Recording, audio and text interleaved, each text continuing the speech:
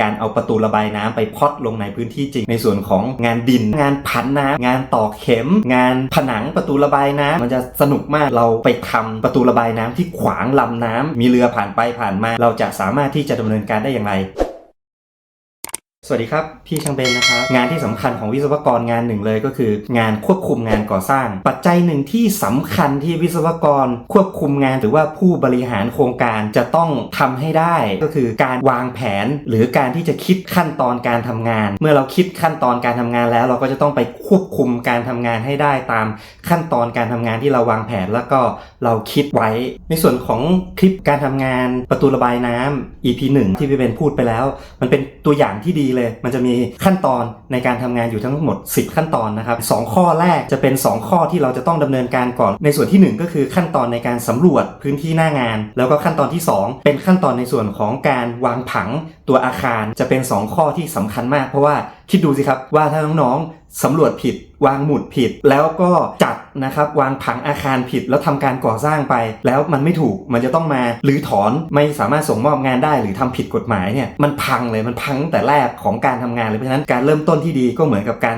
กัดกระดุมเม็ดแรกหรือการเดินขั้นแรกนะครับที่จะต้องทำให้มันดีและมันถูกต้องก่อนขั้นตอนต่อไปมันถึงจะทำได้เดี๋ยวเราไปดูกันนะครับว่าในส่วนของขั้นตอนการสำรวจที่หน้างานแล้วก็ขั้นตอนการวางผังเอาแบบเนี่ยมันไปลงในส่วนของตัวพื้นที่จริงเราทำกันยังไงไปดูนะครับ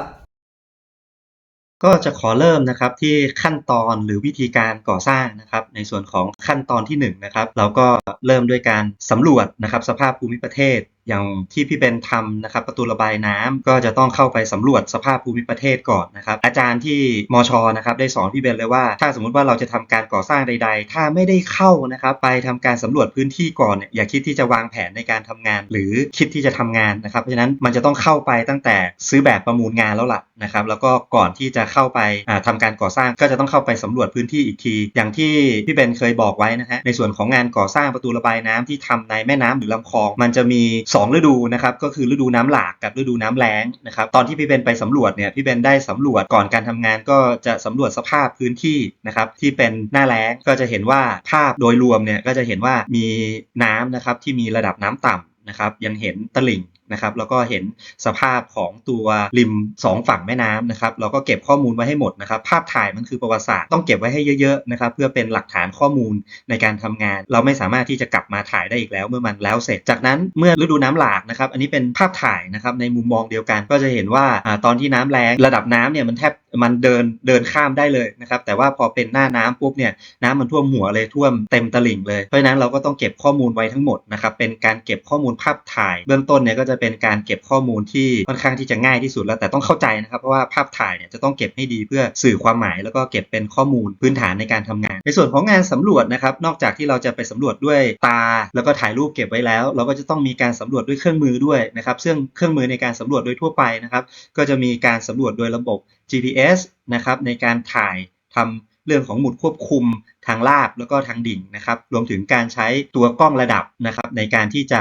ถ่ายนะครับค่าระดับในแนวดิ่งนะครับจากหมุดหลักฐานมาที่หน้างานแล้วก็จะมีการเก็บนะครับค่าพิกัดนะครับจากหมุดที่อ้างอิงมาที่หน้างานด้วยรูปถ่ายแล้วก็ภาพถ่ายทางอากาศหรือภาพถ่ายดาวเทียมนะครับเราก็เก็บข้อมูลนะครับถ่ายรูปไว้ให้หมดนะครับเราจะเห็นภาพจากทางอากาศเนี่ยหรือท็อปวิวนะครับเห็นตัวแม่น้ำนะครับเห็นตัวบ้านเรือนนะครับเห็นตัวริมฝั่งแม่น้ำนะครับเห็นสภาพการไหลของแม่น้ำนะครับก็จะต้องทำทั้งหน้าแล้งแล้วก็หน้าน้ำนะครับจากนั้นเมื่อเอาถ่ายหมุดสำรวจนะครับมาที่หน้างานแล้วเนี่ยนะครับอันนี้เป็นหมุดสำรวจนะครับสีเขียวเนี่ยที่พี่เบนทำไว้ที่หน้างานนะครับเราก็จะต้องเอาตัวกล้อง Theodolite หรือกล้อง Total Station แล้วก็กล้องระดับเนี่ยมาเก็บข้อมูลทั้งหมดนะครับรวมถึงจะต้องไปขอตัวโฉนดแผนที่มาด้วยเพราะว่าจะต้องพล็อตว่าขอบเขตในส่วนของกรมเจ้าท่าหรือกรมชลประทานซึ่งเป็นเจ้าของในส่วนของแม่น้ำลำคลองแล้วก็ตัวขอบเขตของตัวบ้านของประชาชนที่อยู่ริมฝั่งของแม่น้ำมีลักษณะหรือ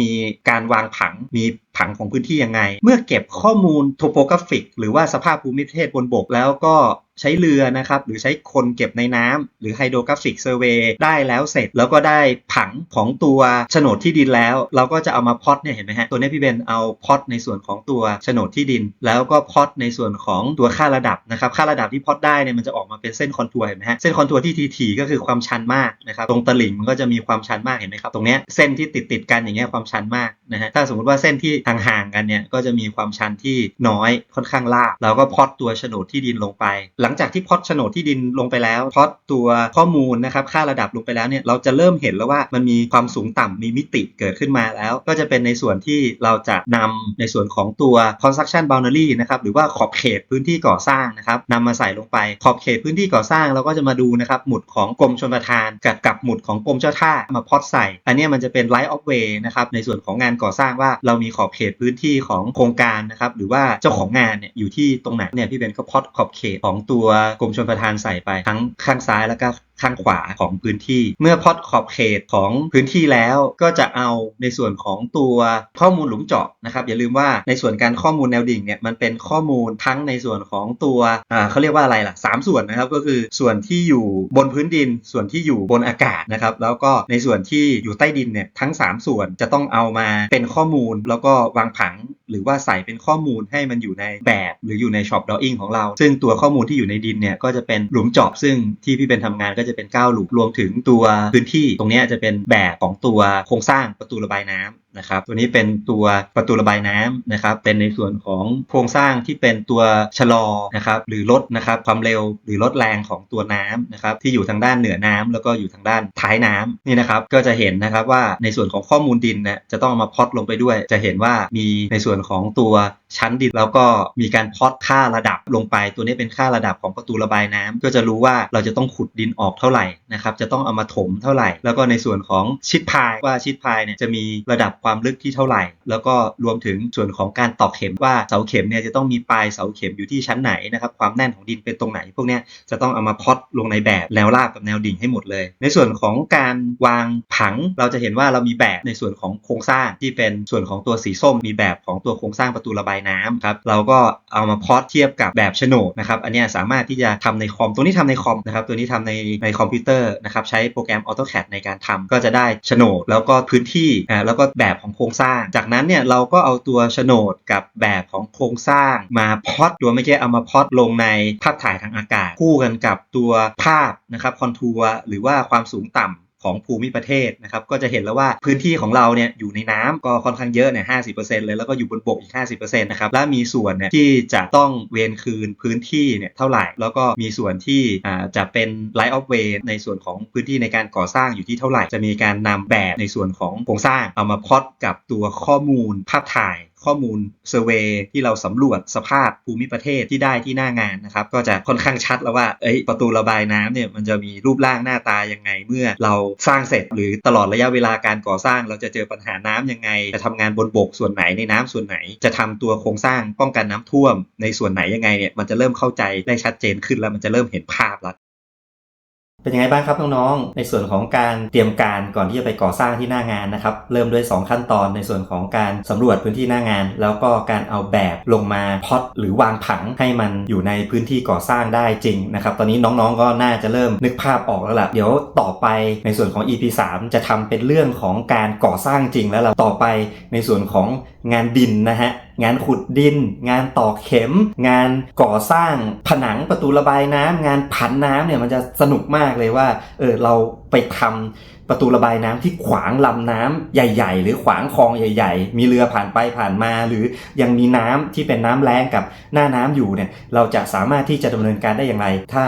ชอบก็ช่วยกด Subscribe กดติดตามนะครับแล้วก็กดแชร์ให้พี่เบนด้วยนะครับจะได้มีกำลังใจมาสอนน้องๆต่อนะครับสวัสดีครับ